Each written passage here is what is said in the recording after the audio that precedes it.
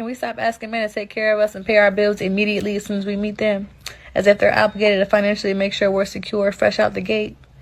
I will never understand this. I hear the craziest stories from men, how they'll go on a first date with a woman or their first conversation with a woman, and immediately she's making it a requirement and a standard to pay their bills and fly them out and take them shopping and drip them in designer and take care of their 3 kids. It's not even theirs, and this is the standard if you want to get to know me, let alone date me. That's insane to me. Like, I can't understand that or comprehend. Because I feel like as a woman, you should hold your own and you should make sure your bills are taken care of on your own. I'm all for a man leading and providing and protecting because that's what a man's supposed to do. And a part of providing is, of course, making sure that his woman is financially secure. But the key word there is his women.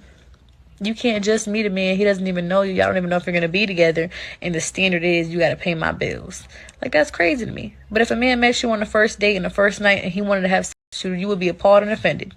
Listen, and you know what? This is a strange video coming off of the tail end of the last video that we just did, but let's jump into it nonetheless. There are 2 different types of mating strategies, short-term mating and long-term mating strategies. If a person is interested in a casual hookup, then yes, go to the table negotiating your fee. Let me tell you, girl, listen. These men are wanting intercourse on the first date. The men who are looking for short-term hookup, they're looking for intercourse on the first date. So for you to focus your attention on women asking to be taken care of, you damn right. She can't get her time back. She can't get her youth back. She can't get those fertile years back. So you need to come to the table negotiating. If this is a short-term casual hookup, what is it that you're getting? Scientists show that by and large, women are not entering into casual intercourse for the physical pleasure of it. That the vast majority of women that enter into casual hookups are doing it for one of very few reasons. And the top 2 reasons is for financial gain and as an interview process to see if he's a potential for a long-term mate. Those are the top 2 reasons that scientists say that women enter into casual hookups. So ladies, let's just be honest with ourselves. And if these men are looking to come in and get easy access to a woman's body and she's willing to give him that easy access, then yes, what is it that she is gaining in return? Because the data shows that in 75% of these casual hookups that the woman is not having any type of she's not.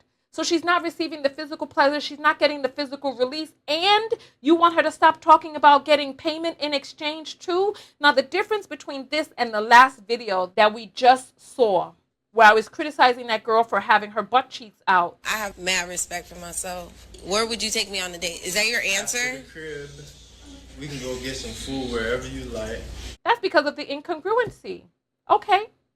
If he wants to go back to the crib and you are offering short-term intercourse, go ahead, negotiate your price. But don't be there. Somebody in the comments said that she's dressed more scantily than a person walking the streets. Yes, she's dressed more scantily than the streetwalkers in some area. And in the areas where the streetwalkers are dressed like her, they're low-class areas, because the higher-class areas, the escorts are dressed plain as day at the bar, sitting up, and they still selling. So it's like you're dressed like a low-end street prostitute. I mean, I'm just being serious. Because, listen, I have no qualms with a woman deciding to do whatever it is that she chooses to do with her body.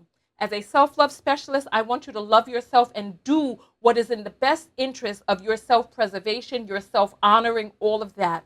And if you know yourself well enough to be like, you know what, I can sell this and I'm willing to do that in exchange for money, do what it is that you got to do, etc. I support you doing what it is that you choose to do with your body. If that is how you choose to do it and you're doing it from a space of I love, honor myself, etc., etc., I have to trust you on that.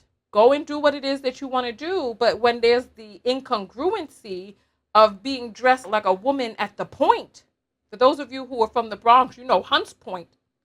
They standing out there in the night with clothes on just like that, leaning into people's windows, asking them if they want a date. So it's like, I understand that, you know, she can be as naked as she wants to be. However, we also have to take into consideration the circumstances, the society, and the context in which nudity is viewed in our society.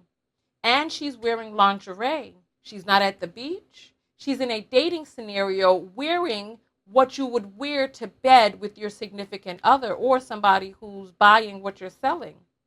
But this woman here, of all the things that she could talk about, she's choosing to use her voice to reprimand women for wanting something in exchange for their intercourse, their time. A woman has a right to charge whatever it is that she chooses to charge. Who are you to open up your mouth talking about you talk to some men and then now the crazy things that you hear, so you got to reprimand women? Let that woman do what she got to do. Worry about yourself. But you see, the thing is that she wants to be in the good graces of men, so she's over here denigrating women for men. Why? You saw Jadenna sit up there and talk about how he robbed women of their baby-making years. I robbed some women of their baby-making years, dragging them along. They built me up. Look at me now, and look at them. So if you, as a keeper of the womb, know that you can't get that time back, and you know that this is what these men want, go ahead and negotiate your price. If it's something that you're willing and comfortable and able to do, go ahead, negotiate your price and do whatever it is that you got to do for you. But don't tell these women. So what should she do? These men are looking for wife privileges from hookups. Having intercourse is a very intimate act, but they want to get all intimate up inside of you, but they don't want to part with some dollars that they made at work. Go ahead and part with the dollars, sir. The person is letting you inside their body. You want to get inside there? See, because this is the game. The game is, how do I get as deep inside her body as I can with minimal investment or no investment? Or how can I manipulate it so that I promise an investment and then snatch it back away? That's the game right there. You over here defending people with some depraved behavior.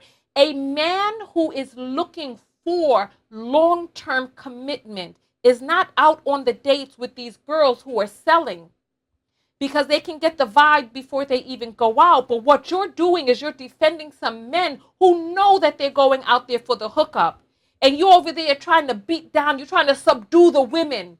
Don't worry, boys. I got this. Let me subdue them. Let me subdue the women so that they could just be there and just lay back. Because I guarantee you, if she was offering up some vagina on the first date, the men wouldn't be coming to you complaining because that is what they would be wanting. Otherwise, they just end the date and just go about their business. But most likely, he was coming into the situation. There was something about his vibe, his demeanor, his conversation that made her bring up bills. There was something about it. Or she just got no finesse. I don't understand what she's doing. You'd be surprised at the crazy stories that I hear from men.